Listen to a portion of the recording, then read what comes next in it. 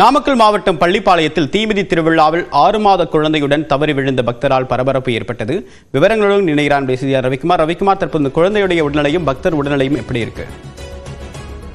தேவப்பெரிய நாமக்கல் மாவட்டம் பள்ளிப்பாளையத்தில் தீமிதி திருவிழாவில் 6 மாத குழந்தை தவறி விழுந்த சூழ்நிலை அந்த பகுதியில் பரபரப்பு ஏற்படுத்தி இருக்கிறது. அதாவது நாமக்கல் மாவட்டம் பள்ளிப்பாளைய ஆவரங்காடு பகுதியில் அக்னி மாரியம்மன் கோவில் இருக்கிறது.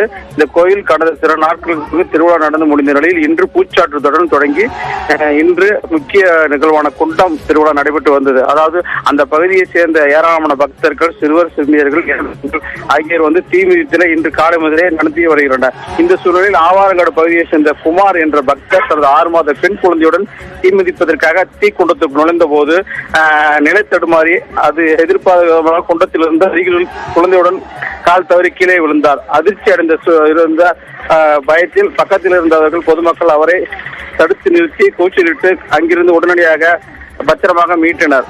மேலும் அக்ரிகுண்டத்தை வெளிப்புறத்தில் உள்புறத்தில் அவர் விழுந்திருந்தால் சிறு காயங்களுடன் தப்பித்திருப்பார். வெளிப்பகுதியில் விழுந்ததால் குழந்தையுடன் அவர் அதிர்ஷ்டவசமாக உயிர் தப்பி இருக்கிறார். மேலும் குழந்தையும் தந்தையும் தற்போது நல்லாக இருக்கிறார்கள். இந்த சம்பவம் சொன்னதாக அந்த கோவில் பகுதியை சிறிதுதான் பரபரப்பு நிலையில் இருக்கிறது. தேவப்பிரியன், விரிவான தகவலுக்கு நன்றி ரவிக்குமார்.